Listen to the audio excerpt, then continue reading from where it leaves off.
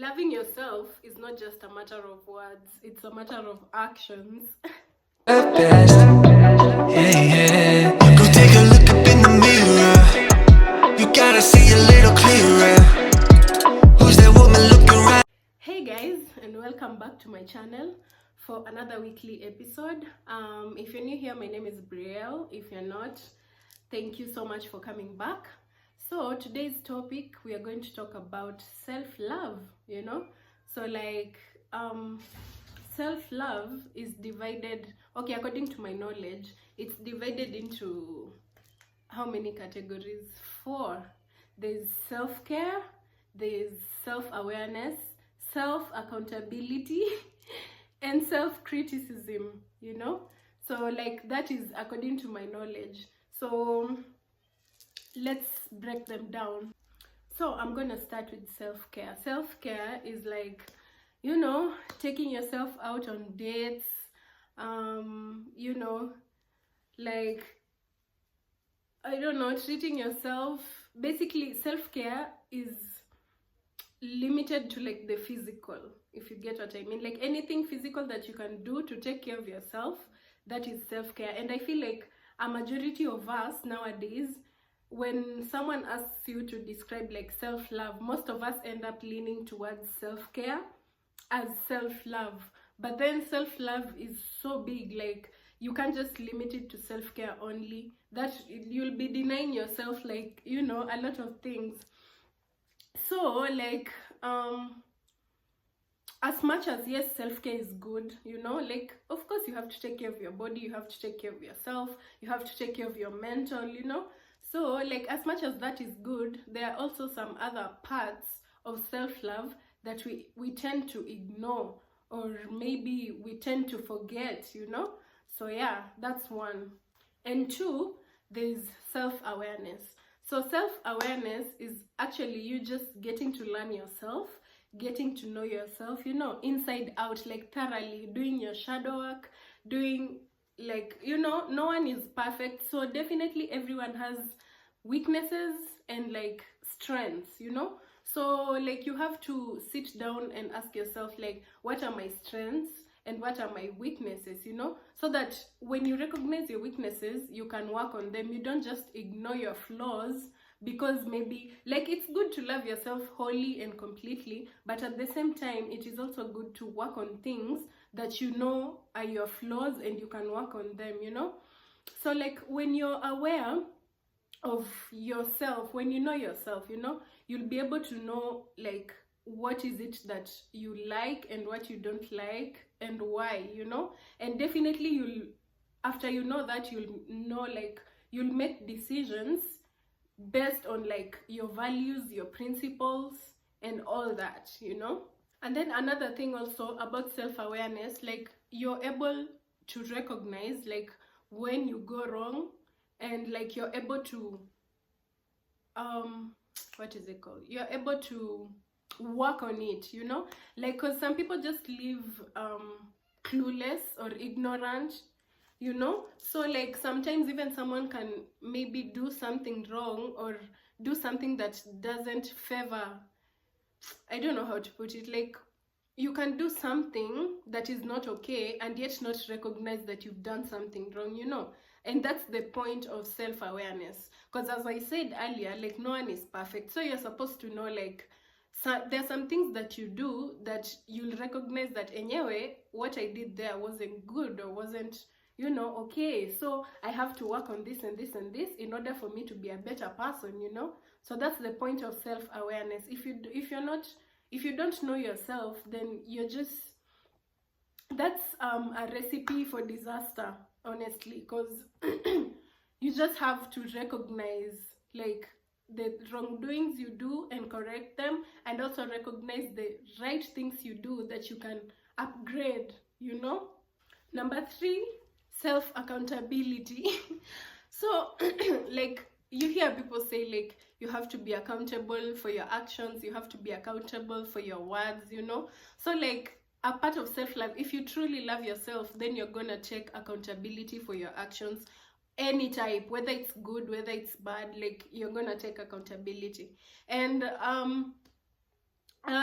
majority of the time, like, you can find maybe you're at loggerheads with someone, or you disagree. Let me not say loggerheads, maybe you've disagreed with someone, you know, but then when you go confront that person about it, you find that maybe they water down like whatever you're trying to pass across, you know. Like, someone will tell you some comment like, maybe it was just a joke, like you take things too seriously, or you're too sensitive, or sijui nini. Like, that is not taking accountability. When someone comes to you with something and you keep watering it down, telling someone that it's just a joke or it's just nini, if it was a joke, that person wouldn't have come to you to talk to you about it and tell you that whatever you're doing is bothering them, you know.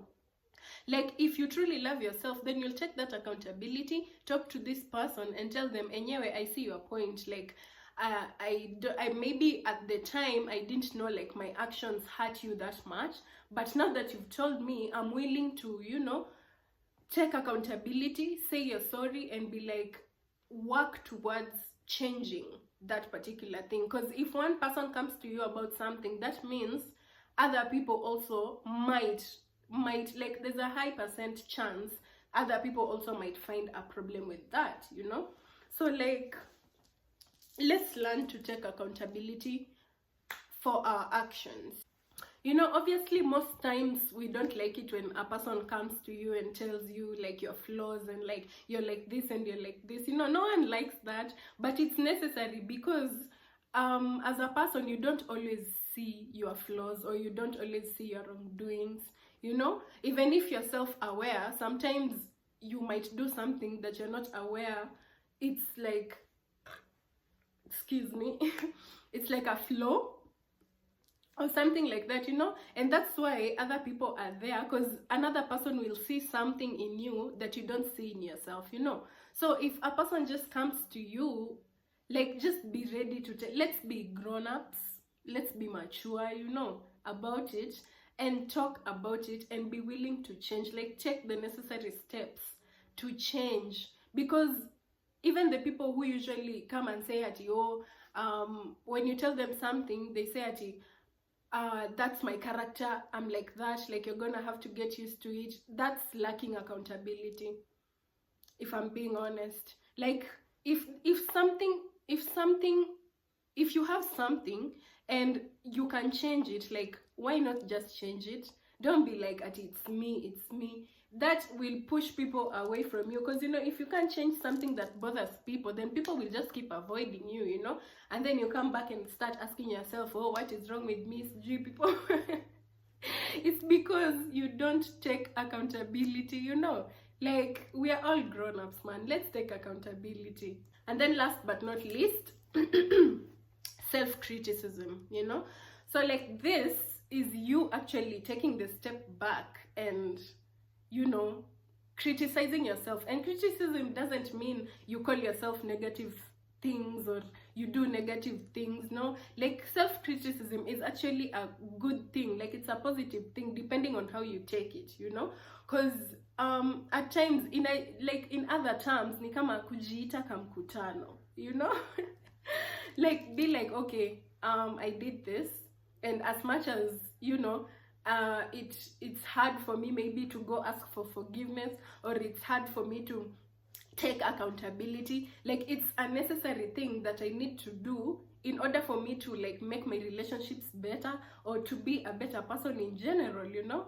That's self-criticism. Like, because obviously also you as a person, there are things or characters in you that maybe you recognize but you don't like, you know. So you have to criticize yourself and be like, okay, as much as, yes, I'm a great person, like, I also have weaknesses, and I have things that, you know, I do which maybe are not good to other people, even if maybe it favors you, because, you know, in the world of putting yourself first and everything, you might end up taking actions that favor you but hurt other people, you know. So, like, you have to find a balance, if you get what I mean. And that comes through self-criticism. You know, you can't correct something if you don't see a problem, you know, because now you're being ignorant, you get. So like, let's just, I don't know, like self-love is not limited to self-care only. And I feel like in today's world, it's that has been normalized, like just self-care as a form of self-love. But self-love is like so wide, you know. So yeah, I feel like that's all I wanted to say today. Yeah, so one, before I go, let's just go through it all. There's like self-love is it's like the whole thing, you know. So like, let's say self-love is a book, and then there are chapters inside the book.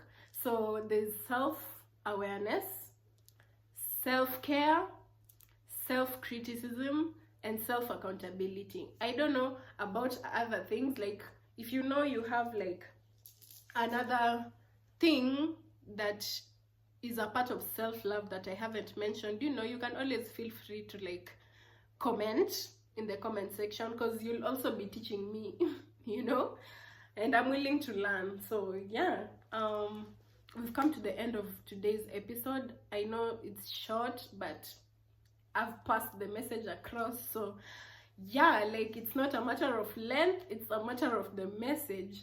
So yeah, as in, you guys just, you know, love yourself.